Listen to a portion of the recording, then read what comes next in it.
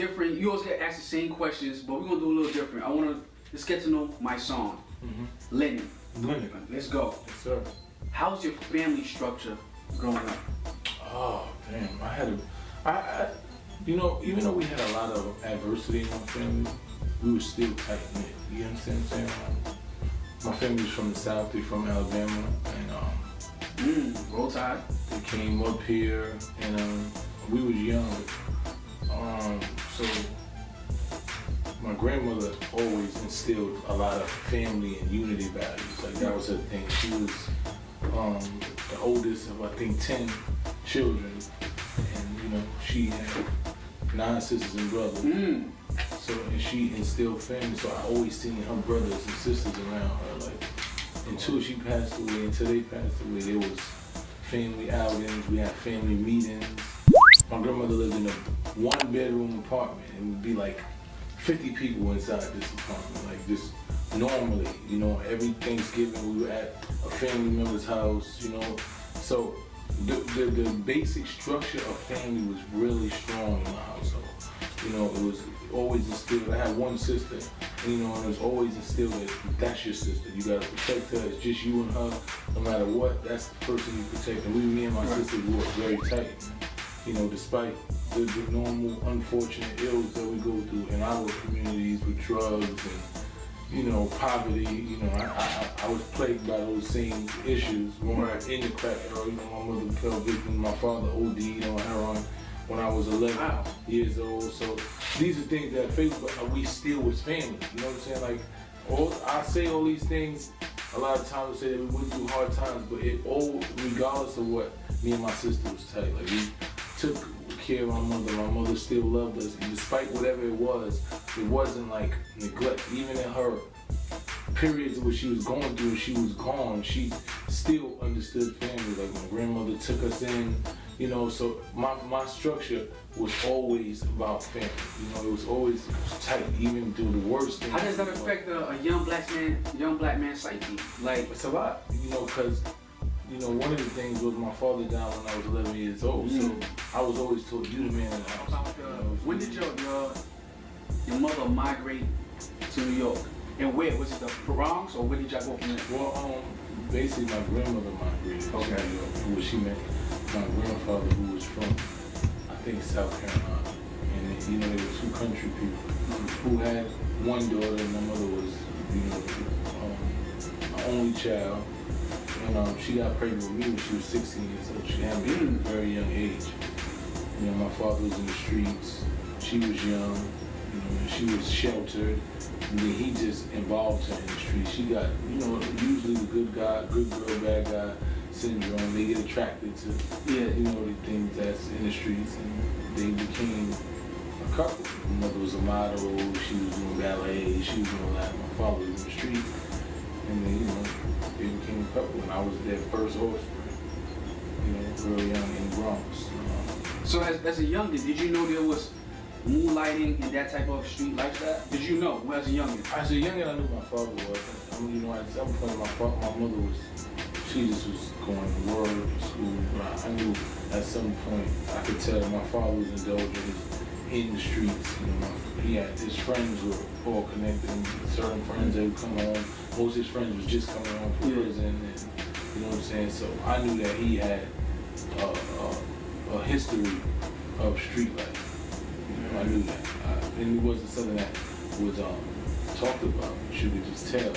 And then he, you know, at his age, you know, in his late 20s, early 30s, he was going to school. He was in computer class. Like he was trying to get his stuff together. He was getting his stuff together, man. But you know, the streets. Once you're in the streets and doing drugs, and you know, I think that was something that plagued him most of his life.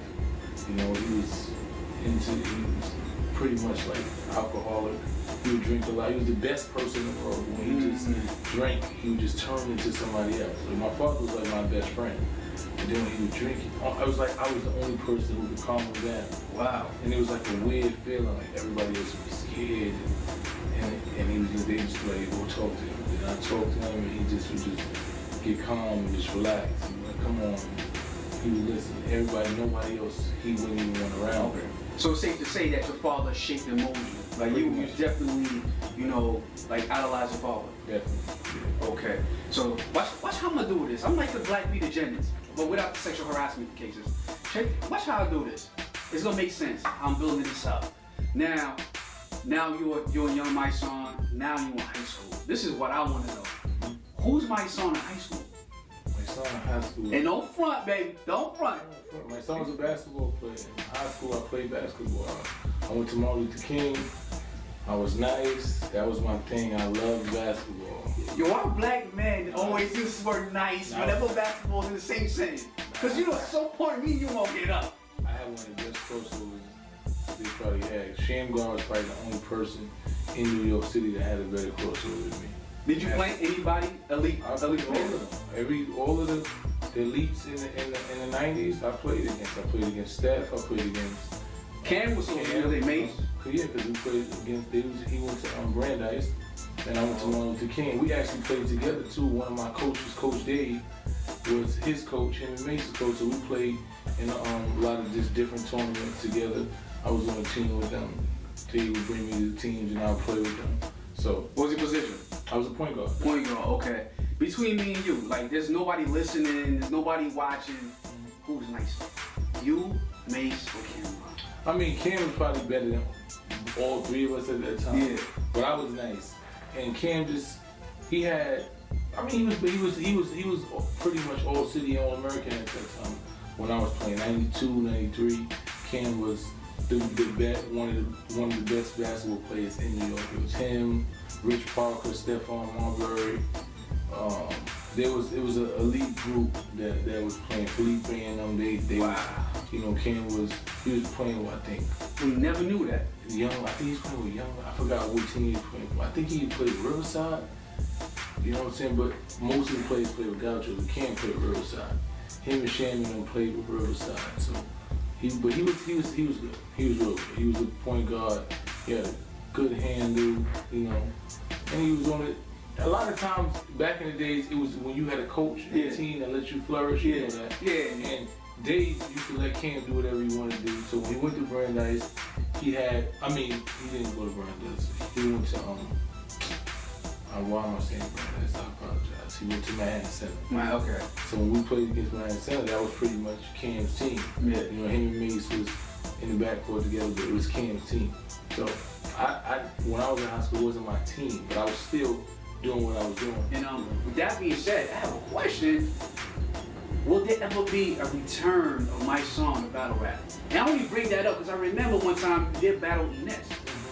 I don't know. I just think where battle rap is going, like, I love the sport. And it got bigger though. It's way bigger. The bag got bigger. The bag is bigger. I just think. If the bag is right. I don't even know. No? I just think that where I am, where I've evolved to in my life, and what battle rap is right now, I think it's two different things. I think there's a level of disrespect in battle rap that is a little hard for me. Like, I watch it.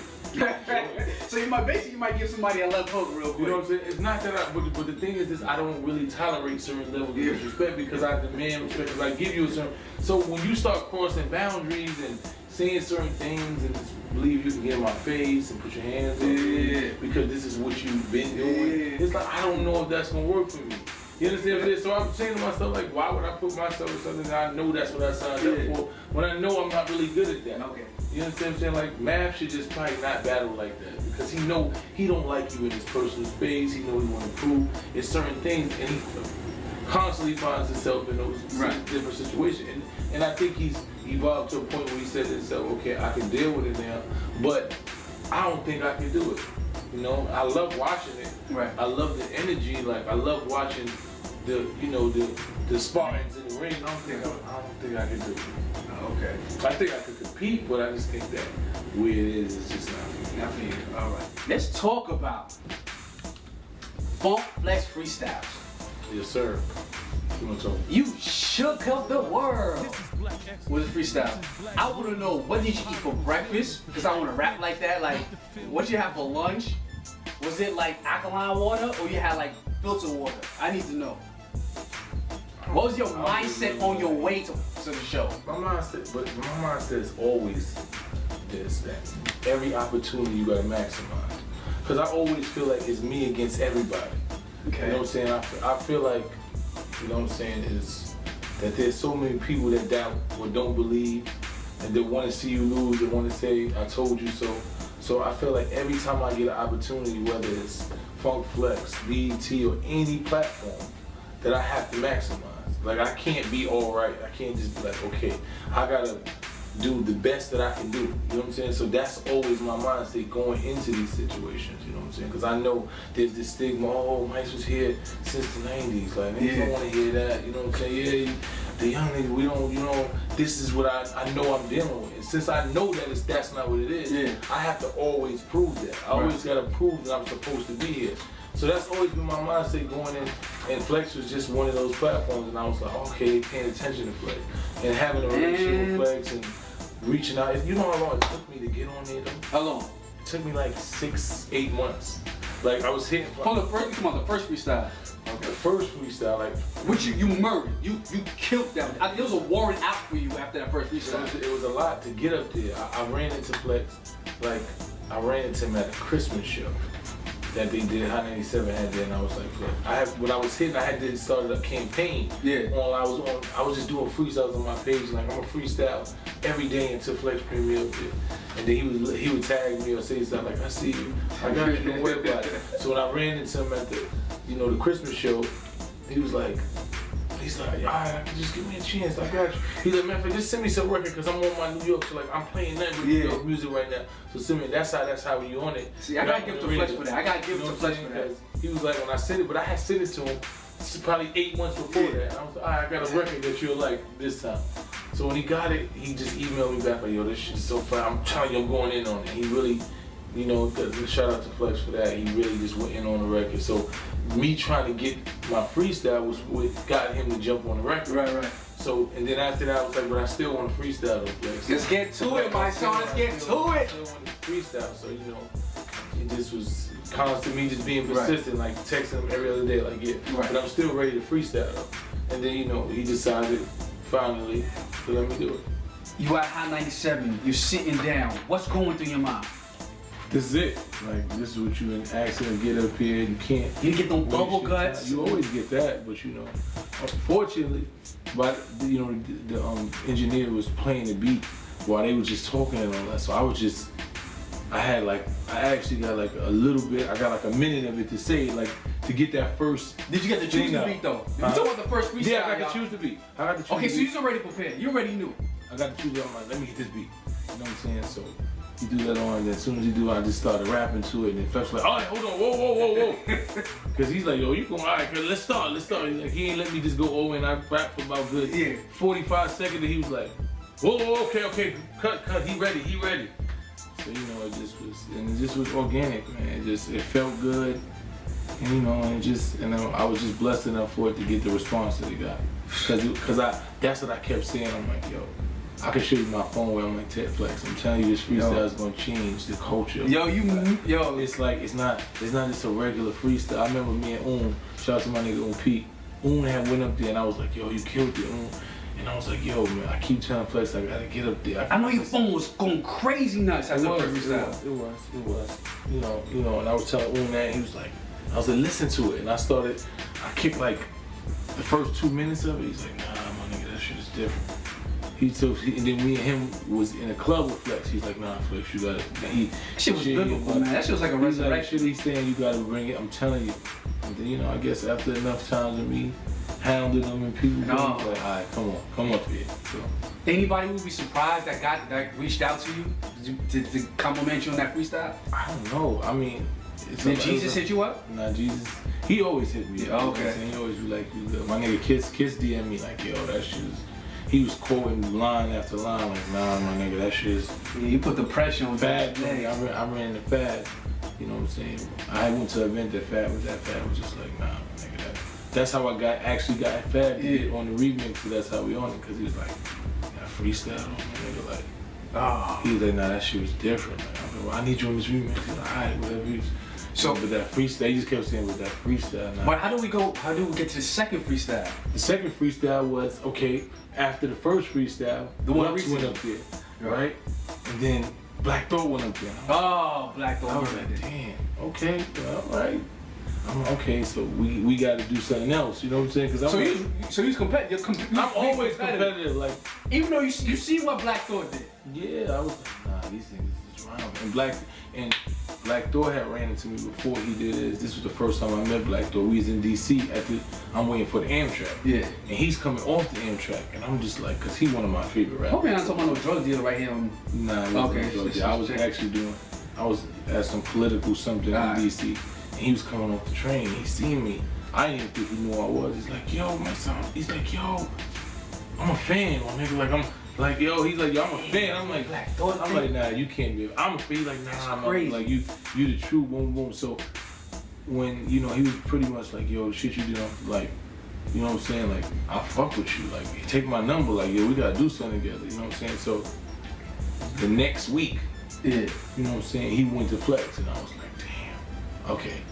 You know what I'm saying? Like, it was argument, and everybody was like, nah, Mike Steele shit is the best, and Lux Mike. So I was like, all right, we gotta do something else. Nah, me personally, I think you and Black Thought are top two. I mean, but that was the argument. Like when you go online, that was what everybody was on the streets. Everybody was seeing. Like a Beanie came to me, was like, yo, we in Philly, we arguing who better than me and Tariq. I think your shit was better than, we call Black Thought Tariq. He said, that's my nigga that used to be on, but we arguing back and forth, like that's the talk of the town.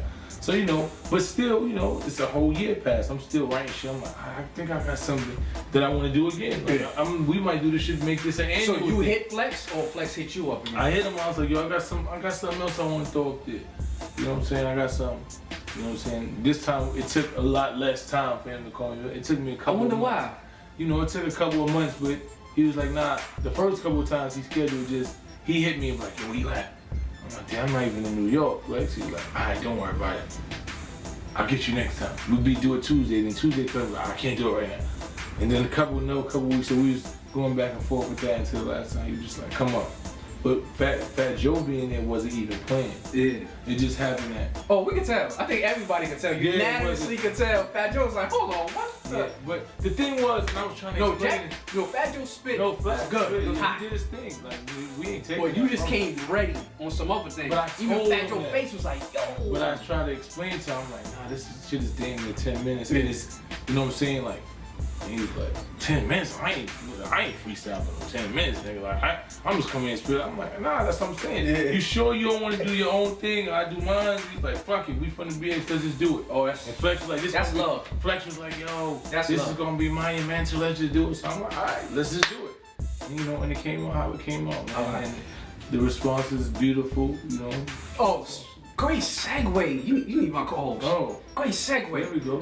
What I'm gonna do for y'all, I'm gonna read off. I don't know if you took time to do this, because you're busy conquering the world. I read some of them. I read, you know. I'm gonna read some of these comments off the freestyle. Okay, Adrian Miller. Heard Mysonne rap. Next day I signed up for college. Yo! Please, background, please. I need to respond. I need to hear this. Barry Samuel. I hate to say it, jail is a good place, but jail was the best thing that happened to this dude. It's like since he got out, he's wide awake. I love this dude. We gotta put some big bread behind this dude. He got some ideas, I bet. Lunden, and I'm on Look Who's Talking with Jakk Doe, and you're about to Peep Game.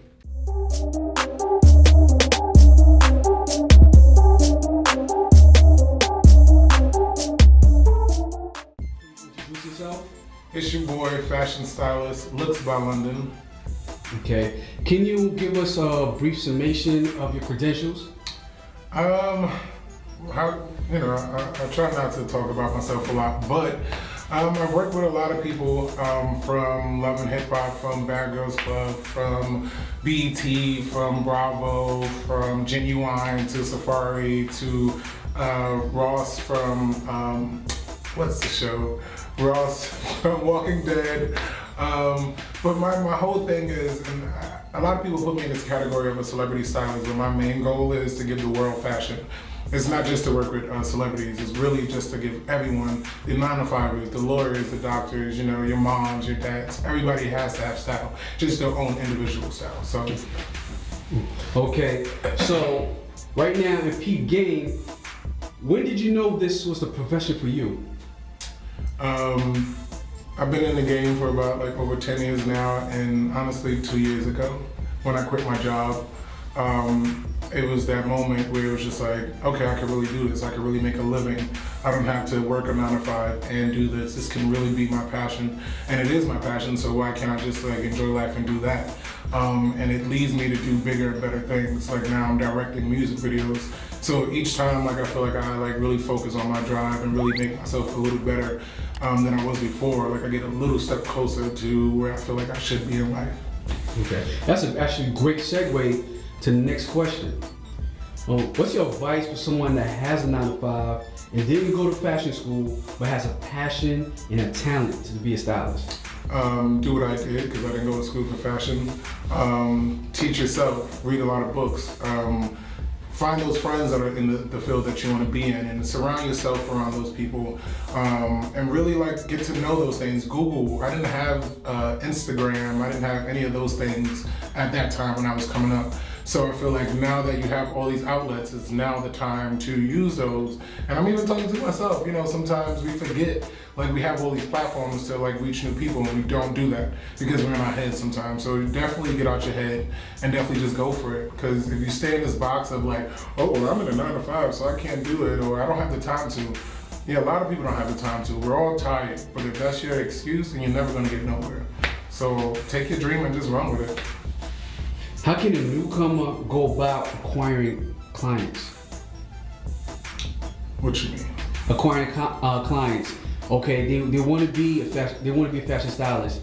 Now, okay, now how do I get a client? Oh. How they go about getting a client? Gotcha. I don't even know there's one way about. I don't think there's one way that there is to go about getting a client. I think the way I did it was just.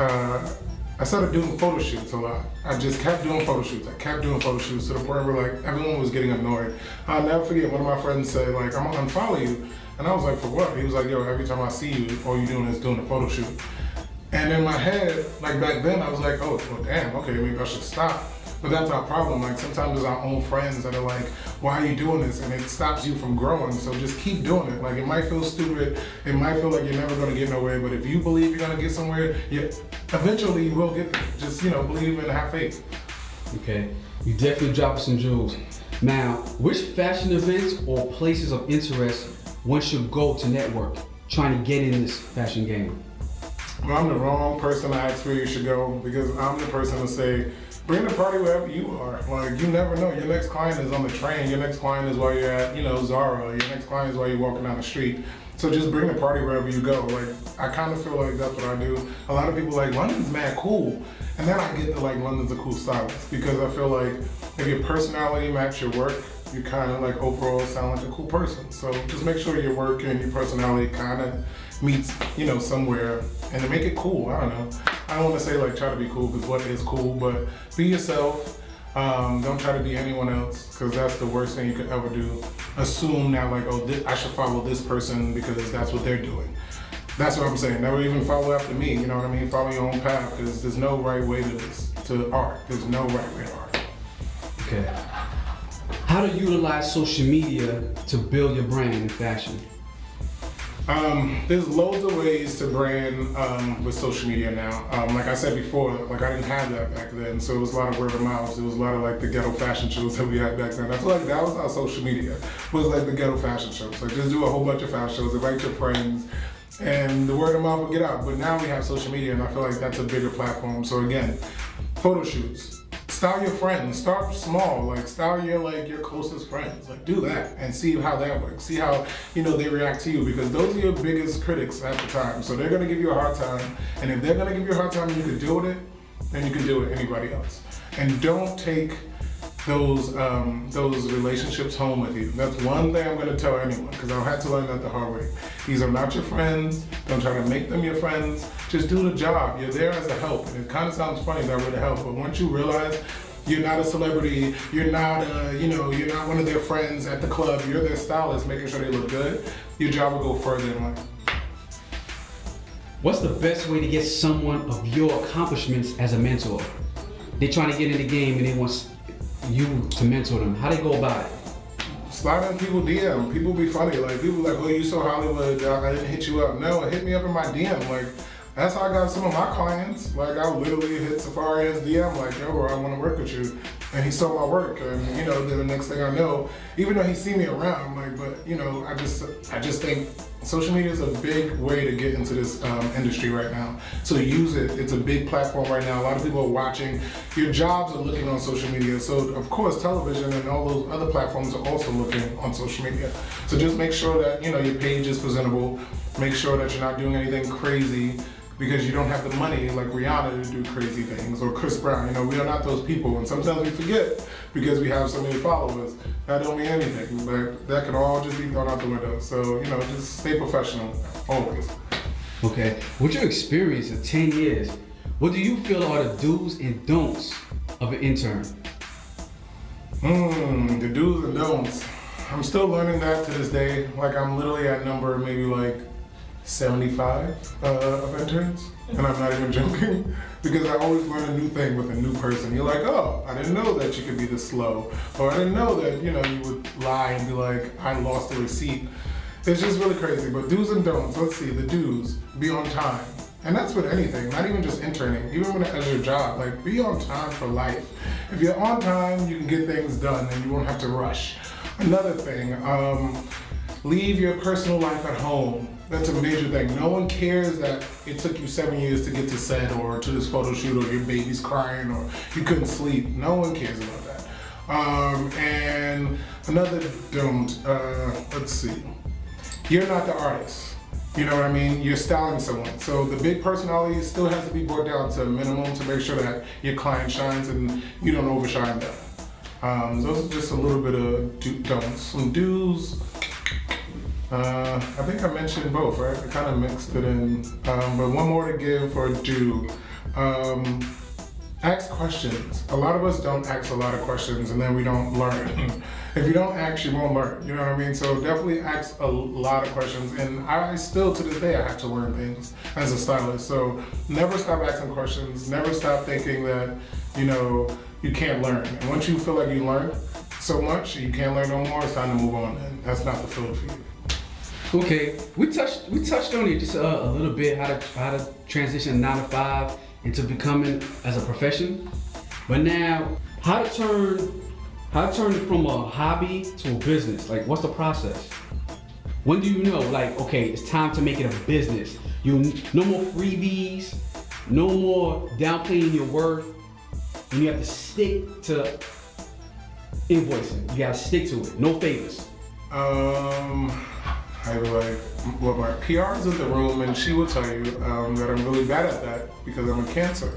So I'm learning every day how to be a professional stylist, and how not to put, you know, the friendship on it sometimes, and how not to be like, oh, we don't need to send an invoice, they'll send me the money because those are my friends. They wouldn't do that. No. Everyone needs to be treated the same way. So you have no problems all across the board. Once you start doing that like friend thing, things start happening. Like, people won't return your clothes on time. People won't pay you on time. People won't show up for you on time. But they need you to do all those things on time. You get what I'm saying? So definitely know your worth. And once you know that, make it professional. And meaning by getting a PR person, a lawyer, someone that's in admin, someone to just make it more, what's the word? Professional and more clean, because I feel like that's where I was lacking. Once I met my publicist, Joanne PR, it's when I realized that I had to like clean up the house a little bit. It was no more, you know, the freebies. It was no more, just making it like a light type of thing, because now this is a job and now I have someone else working with me, so I can't treat it lightly. So definitely, if you take your job serious, they'll take your job serious. If you don't take it serious, no one's gonna take it serious. And that's really how, like, it all boils down to that. The question is, okay, what are the basics an aspiring stylist should have to start with? The basics. Like, what would you need? To be a stylist? Yeah. 101? Like, it's Friday. I want to be a stylist. Now Saturday, what you need to do? Have style. What do I need to do? The first thing you need to do is have style. And there's a lot of stylists out there that do not have style. So I'm not saying you can't be a stylist, But at least know what your eye is, and what I mean by that is know your niche, know what what you're gonna style your clients in. Because a lot of people, I feel like, think they can wake up today and do a lot of things that a lot of people put their blood and tears in. So learn the craft before you say that you can do any of that. I know it might seem easy, I know it might seem light, but no job is light, honestly. I've seen like a cameraman work just as hard as a stylist did. I've seen a makeup artist work just as hard as an actor. So no one's job is lightly, and you just never know. Treat everyone the same, and I feel like your life will be great. Anything you got going on you like to tell the audience? There's a lot going on for London. One thing I will say is stay tuned. Definitely go to my social media, definitely go to my website. It's LooksByLunden. Everything is LooksByLunden, and that's Lunden. Website, social media, emails. I'm also working on a project now with my publicist to do pop-up shops, and we're going to be mixing a lot of those with fashion. We just did 2 for Fashion Week, so now we're going to start moving on to different fields. The second thing I'm going to start doing is directing and creative directing for music videos and movies. I've been working with one of my friends from a production company. He has his own company at the time, so we're working to come together to do that. And just stay tuned for a lot. There's a lot in store this year for LooksByLunden. So follow me on the gram, on all those good social medias, and just stay tuned. And you just Peep Game from LooksByLunden. And that's a wrap. Jakk Doe. Jakk Doe.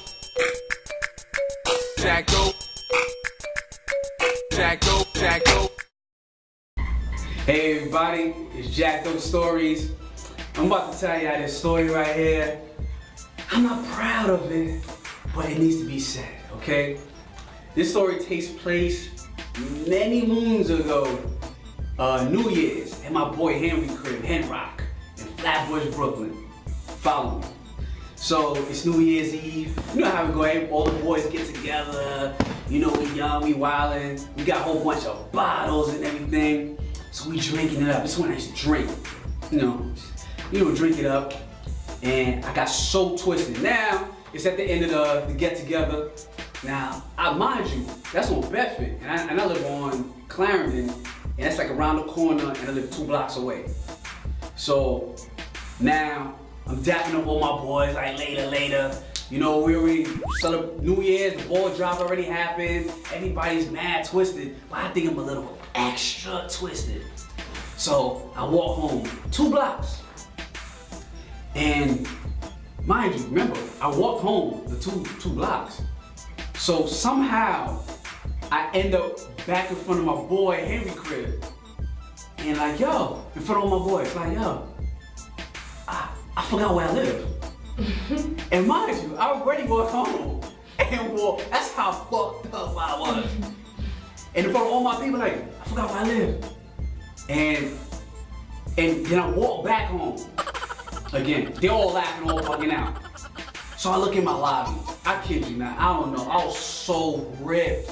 I could sworn I saw like 20, 30 dudes in the lobby. So I'm already knowing now, listen, I'm Flatbush, I already know like, damn, I can't even fight right now. I'm so twisted.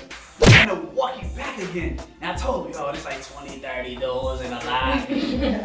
Yo, I can't go in, man, 20, 30 dudes. Yo, so they like, oh, whatever, you bullshitting, this, that, and the third. So, and I'm walking back again home. Mind you, 2 blocks. Okay, there ain't nobody in the lobby, first of all. There was nobody in the lobby. So I was just that fucked up.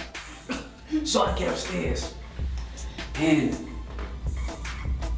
so I'm sleeping on I in the hood, back in Flatbush, I didn't even have a bed, I had like a sofa bed. So I come in mad late, and mind you, my parents my mother Haitian, so I had to be extra ninja, come up in there. So I'm taking my clothes off, like getting ready to go sleep. Then I'm so fucked up, I'm talking to my sneakers. I'm like, shh, shh. Too loud. You're too loud. Like, that's how fucked up I am. So, take the pillows off the sofa bed, unroll the bed and the sofa, and mind you, still talking with my sneakers, like, shh, shh, be quiet, shh, don't make too much noise. Then I get in the bed. I'm so fucked up. I'm reliving it that I didn't even open up the sofa bed. My bad, I didn't. I fell asleep on the sofa. And this is how I woke up. I'm waking up. That's all I'm feeling like. What the fuck? That should be real in the movies. We get smacked the fuck up. You really wake up that way. So I woke up. It's my mother with that thick Haitian accent. Bouzin. Y'all speak Creole, but y'all can imagine the subtitles of a Caribbean mother cursing. It smacked the shit out of me. And I wake up, like I have to wake up. Then I got vomit. All over my like side of my neck, my chest and everything. Not knowing, she's like, you mother. I'm gonna translate. You fucking bum, you hood motherfucker. You could have killed yourself by throwing up. And I never knew that. Like, you actually could die by throwing up in your sleep. You know, I mean, I used to watch, Grey's Anatomy. I didn't know that was a fact, but hey, throw up, she's smacking me, and that's that story, man. Basically, don't drink so damn fucking much. It was embarrassing. Oh my boys still talk about it to this day. And that, folks, is a Jakk Doe story.